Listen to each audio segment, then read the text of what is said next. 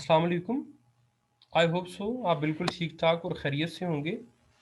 आज हम फ्रेज़ और उसकी टाइप्स डिस्कस करेंगे। सबसे पहले फ्रेज़ की डेफिनेशन देखते हैं। A phrase is a group of words which conveys an incomplete thought or message. It mostly lacks either a subject or a finite verb. देखिए, हमारे पास अगर एक वर्ड हो और वो वर्ड सिर्फ बुक है, ठीक, अगर वो वर्ड सिर्फ बुक है, मतलब ये है, तो हम सिर्फ बुक को फ्रेज नहीं कह सकते, हम कहेंगे ये तो एक वर्ड है। ठीक, हमेशा फ्रेज के अंदर एक से ज्यादा वर्ड्स इन्वॉल्व होते हैं। जैसे अ बुक है, तो अ बुक को हम कहेंगे कि हाँ ये फ्रेज है। अ पेन है, ये फ्रेज है। ब्यूटीफुल चेयर, ये भी फ्रेज है। तो फ्रेज के अंदर मिनिमम लिमिट जो है वो है वन वर्ड से ज्यादा। मैक्सिमम लिमिट कोई नहीं है। हाँ, मैक्सिमम ये है कि वो क्या करता है कि वो इनकम्प्लीट मैसेज कन्वे करता है। जैसे देखिए, अगर आप किसी शख्स को ये कहते हैं कि ब्यूटीफुल चेयर या अ पेन या अ बुक, तो वो आपकी बात को पूरी तरह नहीं समझ पाएगा कि आप कहना क्या चाहते हैं। आप उसको कहेंगे आई नीड अ बुक, तो वो पूरी बात होगी। I need a pen, this is a beautiful chair. तो आपकी पूरी बात समझने के लिए आपको ज़रूरत पड़ती है मुख्तलिफ वर्ड्स की। तो फ्रेज के अंदर ये शर्त होती है कि वो आपको कंप्लीट थॉट, इस तरह का मैसेज कन्वे नहीं करता, क्योंकि फ्रेज एक छोटी टर्म है। अभी हम फ्रेज में देखेंगे कि वो कौन सी चीज़ें हैं कि जो इसके अंदर ज़रूरी हैं, और बाद में फिर हम ये देखेंगे कि इससे जो बड़ी टर्म है, जो कि क्लॉज है, उसके अंदर वो चीज़ें मौजूद हैं जो फ्रेज के अंदर लैक कर रही थी। तो फ्रेज की जो पहली टाइप है वो है नाउन फ्रेज। नाउन फ्रेज को हम सबसे पहले डिस्कस करेंगे। तो जब आप टाइप्स के बारे में फर्दर फर्दर पढ़ेंगे, तो फिर आपको एक फ्रेज की पहचान और भी अच्छे तरीके से हो जाएगी। जैसे देखिए, noun phrase it is a group of word which acts as a noun. ठीक, तो ये तो इसकी बेसिक डेफिनेशन होगी। आगे मैंने इसकी कुछ कैरेक्टरिस्टिक्स यहाँ लिख रखी हैं, अगर आप नोटिस करें तो ये दो दो कैरेक्टरिस्टिक्स हैं। ये आपको काफ़ी हेल्प आउट करेंगी आइडेंटिफाई करने में कि कौन सा फ्रेज किस टाइप से बिलोंग करता है, और नाउन फ्रेज पर्टिकुलरली इसकी क्या आइडेंटिफिकेशन का तरीका कार है। देखें, it answers the question what. जो नाउन फ्रेज होता है ना, ये व्हाट को आंसर करता है। जैसे देखिए, मैंने ये एग्जांपल लिखी है, इट इज माय पेन, और इसमें माय पेन मैंने बोल्ड कर रखा है।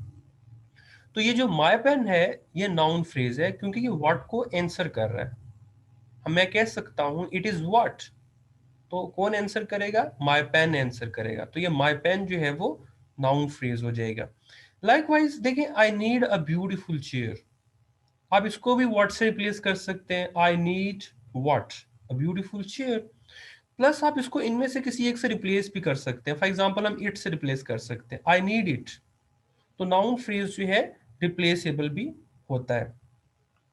अच्छा, अब मैं आपको एक जनरल ऑब्जेक्शन बताता हूँ या एक कंफ्यूजन बताता हूँ जो स्टूडेंट के माइंड में होती है।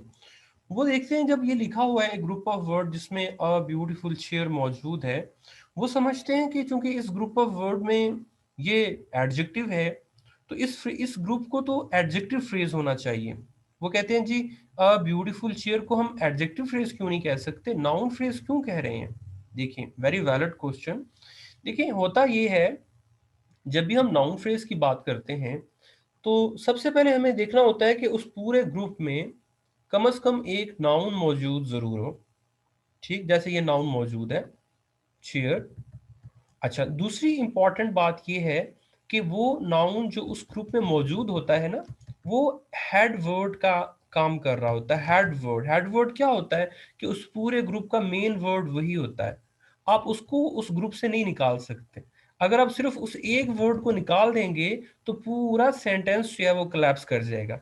जैसे देखें, आई नीड अ ब्यूटीफुल, अभी तो इसकी कोई सेंस ही नहीं बन रही। जिसका मतलब ये हुआ कि चेयर तो बहुत इंपॉर्टेंट वर्ड है इस पूरे ग्रुप में, लेकिन अगर आप इसके बाकी साथी वर्ड्स को निकालें, तो still sense somehow would convey your sense. I need chair, आप अपना मैसेज कन्वे करने में कामयाब हो जाएंगे। इसका मतलब ये हुआ कि इस पूरे ग्रुप ऑफ वर्ड में जो प्राइमरी वर्ड है वो चेयर है, जिसकी वजह से हमने इसको नाउन फ्रेज कहना है। ठीक है। दूसरी इंपॉर्टेंट चीज कि आप इस पूरे नाउन फ्रेज को, हम कह रहे हैं, हमने क्या डेफिनेशन में पढ़ा कि ये नाउन के तौर पे एक्ट करता है। तो अगर ये नाउन के तौर पर एक्ट करता है, इसका मतलब ये हुआ कि आप इसको किसी और नाउन से भी रिप्लेस करें तो बात बननी चाहिए, है ना। अच्छा, फॉर एग्जाम्पल मैं कहता हूं आई नीड बाइक। हालांकि बाइक तो बिल्कुल उससे डिफरेंट था, लेकिन चूंकि बाइक भी नाउन है, इस वजह से वो उस ग्रुप से रिप्लेस होकर भी सेंस दे रहा है। ठीक। अच्छा, लेकिन आप इस ग्रुप को किसी एडजेक्टिव से रिप्लेस नहीं कर सकते। कर सकते हैं, फॉर एग्जाम्पल मैं अगली लिखता हूं, आई नीड अगली। ये क्या बात हुई? तो ये पूरा ग्रुप चूंकि एडजेक्टिव फ्रेज है ही नहीं, इस वजह से ये एडजेक्टिव से कभी रिप्लेस नहीं होगा, ये रिप्लेस होगा नाउन के साथ। तो ये कुछ बातें हैं जो नाउन फ्रेज से रिलेटेड थी और बड़ी इंपॉर्टेंट थी। आई थॉट कि मुझे आपसे ये सारी शेयर करनी चाहिए। देखिए, दूसरी टाइप जो है वो हमारे पास वो है एडजेक्टिव फ्रेज की। What is adjective phrase? Adjective phrase जो होता है ना, ये एडजेक्टिव का काम करता है। जैसे लिखा हुआ है, it is a group of word which acts as an adjective. Look at this group which is bold, extremely sad. याद रखें, एडजेक्टिव फ्रेज के अंदर कभी भी नाउन मौजूद नहीं होता। ये बात आपने कभी नहीं भूलनी। राइट। देखो, एक्सट्रीमली एडवर्ब है और सैड क्या है? एडजेक्टिव है। ऑलराइट। अच्छा, जो जो टेक्निक आपने पीछे उधर एम्प्लॉय की थी, इधर नाउन फ्रेज को समझते वक्त, वहां उसको हम रिपीट करते हैं। यानी हमने चूंकि कहा कि इसमें सैड जो है वो एडजेक्टिव है और एक्सट्रीमली एडवर्ब है, लेकिन कलेक्टिवली ये ग्रुप जो है वो क्या है? एडजेक्टिव फ्रेज है। somebody can ask an object that कि यार ये एडवर्ब फ्रेज क्यों नहीं है, क्योंकि ये एडवर्ब भी तो है ना। इस पे भी आप वही फॉर्मूला अप्लाई करें, क्या कि सैड हटा दें। He is extremely will make you will give you know sense, but आप एक्सट्रीमली हटा दें, sentence will still convey you a sense, he is sad. तो इसका मतलब ये ग्रुप ऑफ वर्ड जो है वो भी ये एडजेक्टिव फ्रेज है। इसी तरह my brother is really intelligent, ये जो है ये भी एक एडजेक्टिव फ्रेज है। उन्हीं ग्राउंड्स पर, जिन ग्राउंड्स की हम ऊपर बात कर रहे थे, उन्हीं ग्राउंड्स पर हम कहेंगे कि ये जनाब ये भी एडजेक्टिव फ्रेज है। राइट। सो अच्छा, उसके बाद जो है नेक्स्ट हमारे पास जो टाइप है वो है वर्ब फ्रेज की। व्हाट इज वर्ब फ्रेज, इसके बारे में भी मैं आपको बताता हूं। देखिए, एक वर्ब फ्रेज जो होता है ना, हम कह सकते हैं कि a verb phrase consists of a verb and all its modifiers। अच्छा, ये कॉन्वेंशनल डेफिनेशन है। मैं थोड़ा सा कोशिश करता हूं कि इसको आसान बनाऊं ताकि आप इसको इजीली समझ सकें। देखिए, जो वर्ब फ्रेज होता है ना, वर्ब फ्रेज, इसके अंदर मोस्ट ऑफ द टाइम सिर्फ और सिर्फ वर्ब्स ही होते हैं। ठीक है। अच्छा, फॉर एग्जांपल मैं कहता हूं I am I am learning the English grammar. ठीक। अच्छा, इसमें देखिए ये जो ग्रुप है ना, एम लर्निंग, ये वाला जो पार्ट है ये आपका वर्ब फ्रेज हो जाएगा। बाकियों को हम मिनिमाइज कर देते हैं, आई मीन अनबोल्ड कर देते हैं। ठीक। एम लर्निंग जो है ये एडजेक्टिव फ्रेज है, सॉरी वर्ब फ्रेज है। ठीक। तो जब से जो सबसे स्ट्रॉन्ग निशानी और साइन है वर्ब फ्रेज का वो ये है कि इसमें आमतौर पर सारे वर्ब्स ही होते हैं। ठीक। लेकिन ये बात हमेशा याद रखनी है कि फ्रेज कोई भी हो, बेशक एडजेक्टिव हो, बेशक नाउन हो, बेशक वर्ब हो, उसके अंदर एक से ज्यादा वर्ड जरूरी हैं। जैसे यहां पर एम लर्निंग, दो वर्ड्स हैं कम से कम, तो इसको हम वर्ब फ्रेज कहेंगे। ठीक। तो ऐसे कितने ही एग्जाम्पल हो सकती हैं जो कि वर्ब फ्रेज की हो सकती है। मैं सिर्फ आपको एक और दूंगा ताकि आप जो है वो समझ पाए। फॉर एग्जाम्पल मैं कहता हूँ she has been sleeping since morning. ठीक, तो इसमें गैस करिए कौन सा पार्ट जो है वर्ब फ्रेज होगा, हैज बीन स्लीपिंग। ठीक है, ये वर्ब फ्रेज हो गया क्योंकि इसमें सारे वर्ब्स हैं, हैज बीन स्लीपिंग। ऑलराइट, तो ये हमारे पास कुछ टाइप्स थी जो कि हमने डिस्कस की, बट हम इसको कंटिन्यू ऑब्वियसली रखेंगे और इसकी कुछ मजीद टाइप्स जो हैं वो भी हम उसको जो है वो जेर बहस लाएंगे। नेक्स्ट टाइप जो है वो है prepositional phrase. Let's study what is a prepositional phrase, और हम एग्जाम में कैसे आइडेंटिफाई कर पाएंगे कि हाँ यार ये ग्रुप जो है वो प्रपोजिशनल फ्रेज है। याद रखें प्रपोजिशनल फ्रेज जो है वो बड़ा ही आसान है, सब फ्रेजेस से आसान प्रपोजिशनल फ्रेज है। ठीक, उसकी रीजन क्या है, उसकी रीजन इसकी डेफिनेशन है जो कि बड़ी एक्सप्लिसिट अंदाज में बता देती है कि इसको आपने कैसे आइडेंटिफाई करना है। वो ये है कि a prepositional phrase a prepositional phrase begins with a preposition। बल्कि अगर मैं यूं कहूं कि a prepositional phrase always begins with a preposition, तो ये गलत नहीं है। आप देखेंगे कि एक preposition phrase जो है वो हमेशा preposition से ही स्टार्ट होता है। ठीक है, ये बात आपने हमेशा याद रखनी। इवन आप यकीन कीजिए कि ये वन लाइन डेफिनेशन जो है ये इनफ है किसी भी प्रपोजिशनल फ्रेज को समझने के लिए। ठीक, अच्छा फॉर एग्जांपल मैं कहता हूं my book was on the table. तो इसमें ये जो ऑन द टेबल है ये प्रपोजिशन फ्रेज है। क्यों, वाई, क्योंकि ये प्रपोजिशन ऑन से स्टार्ट हो रहा है। ठीक, इसी तरह अगर हम कहें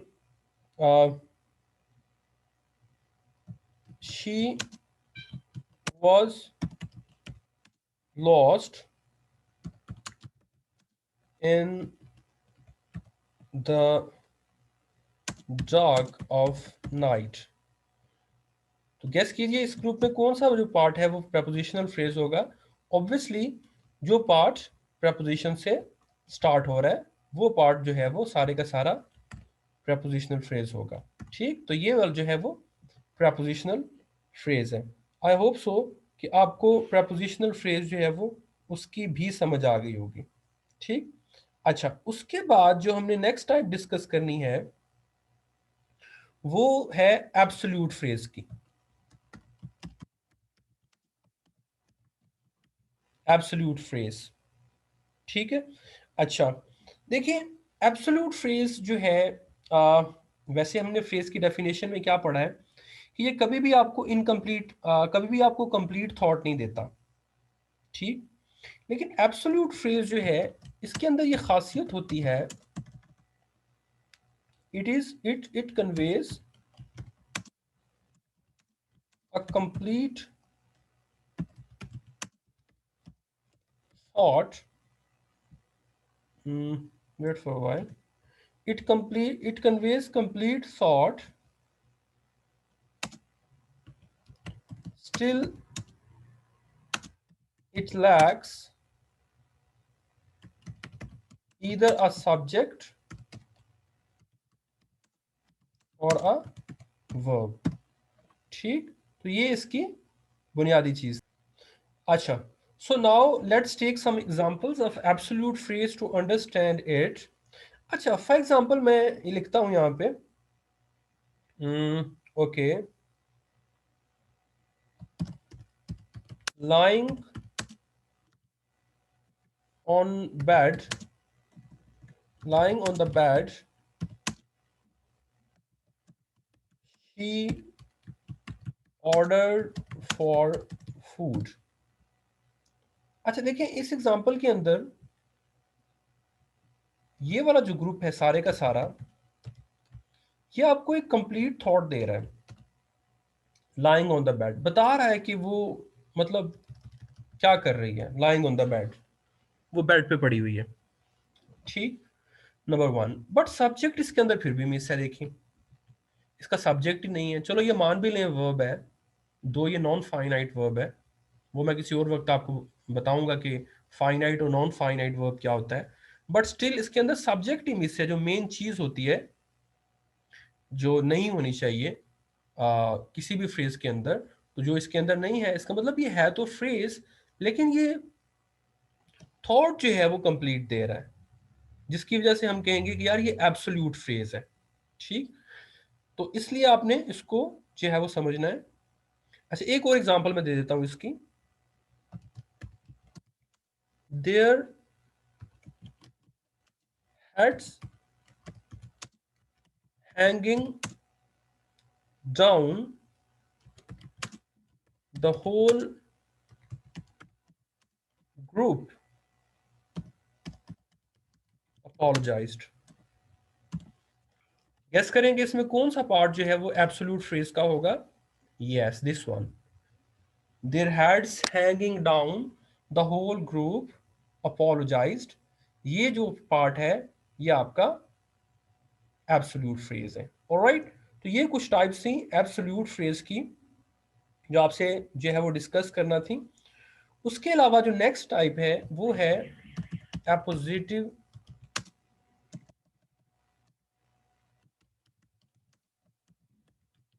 appositive phrase।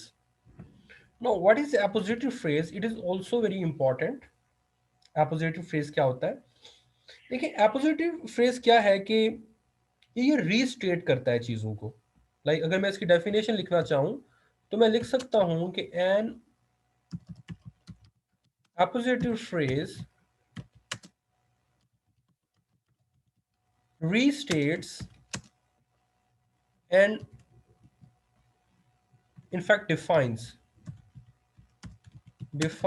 a noun। अब आप सोच रहे होंगे कि यार रीस्टेट करना क्या होता है, राइट? अच्छा, फॉर एग्जांपल मैं कहता हूं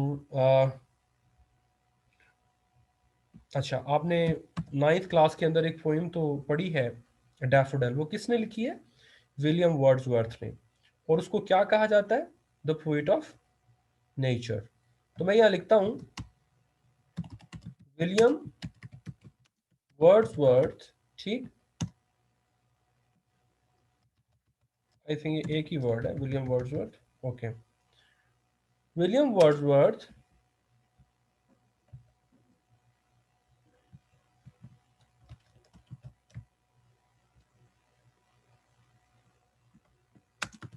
the poet of nature. William Wordsworth, the poet of nature, wrote marvelous poetry।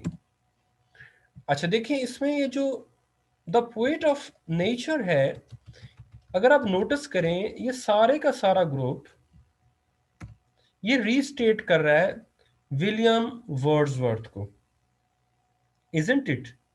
यानी विलियम वर्ड्सवर्थ जो है उसी को रीस्टेट करके क्या लिख दिया गया? उसको लिख दिया गया द पोएट ऑफ नेचर। तो यही बात तो मैं कर रहा हूं कि अगर किसी नाउन को कोई ग्रुप ऑफ वर्ड रीस्टेट करे तो हम कहते हैं कि वो जो ग्रुप है वो एपोजिटिव फ्रेज है। ठीक है। अच्छा, एक एग्जांपल मैं और दे देता हूं। फॉर एग्जांपल मैं कहता हूं my mother, the love of my life.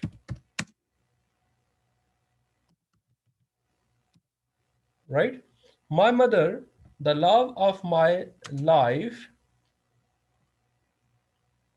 Is unprecedented. ठीक, तो इसमें ये जो the love of my life है ये किसको रिस्टेट कर रहा है? माई मदर को। अच्छा, अब कुछ स्टूडेंट्स कंफ्यूज हो जाते हैं, वो समझते हैं कि सर ये जो ग्रुप ऑफ वर्ड है ये तो इसको डिफाइन कर रहा है जो कि नाउन है, तो इसको तो एडजेक्टिव फ्रेज होना चाहिए। इसी तरह द पोएट ऑफ नेचर भी। ये तो इसको डिफाइन कर रहा है। नहीं, ऐसा नहीं है। इसमें एक वर्ड जो है ना, रीस्टेट, ये बड़ा इंपॉर्टेंट है। रीस्टेट एंड डिफाइन, और रीस्टेट को फोकस करना है आपने। और सेकेंडली अपोजिटिव फ्रेज जो होता है ना, हम कह सकते हैं कि ये इक्वल टू नाउन फ्रेज होता है। लेकिन चूंकि इसकी अपनी एक यूनिक कैरेक्टरिस्टिक अलग से भी होती है कि ये रीस्टेट करता है इसको, तो हम इसको फिर अलग नाम देते हैं अपोजिटिव फ्रेज का। ऑलराइट, तो अच्छा, अब अगला प्रूफ क्या है, ये नाउन फ्रेज कैसे प्रूव हो सकता है? ये सब्जेक्ट का काम कर सकता है। अगर आप इसको हटा भी दें से पीछे वाले, तो ये स्टिल जो है वो सब्जेक्ट के तौर पे स्टैंड करेगा। The poet of nature wrote marvellous poetry. ठीक, इसी तरह ये भी the love of my life, यहां पर भी सब्जेक्ट का काम कर सकेगा, इसको अगर आप रिमूव भी कर दें तो। ठीक, और अगर ये एडजेक्टिव फ्रेज होता तो ये कभी भी अकेला जो है वो स्टैंड नहीं कर सकता था। एक एग्जांपल मैं आपको एडजेक्टिव फ्रेज की दूंगा ताकि आपको क्लियर हो जाए कि ये किस तरह से एडजेक्टिव फ्रेज से अलग है। अच्छा, फॉर एग्जांपल मैं लिखता हूं the person coming out of the car is my father. ठीक, तो इस एग्जांपल में अगर आप देखें तो ये जो coming out of the car है, ये एडजेक्टिव फ्रेज है, क्योंकि द पर्सन को डिफाइन कर रहा है कि विच पर्सन। ऑलराइट, तो ये एडजेक्टिव फ्रेज हो सकता है। अच्छा, अब ये अपोजिटिव फ्रेज कभी भी नहीं हो सकता। क्यों? क्योंकि ये कभी भी एज अ सब्जेक्ट काम नहीं कर सकता, और ये अलग जो है वो स्टैंड नहीं कर सकता। Getting my example? तो इसको जो है वो मैं रेड कर देता हूं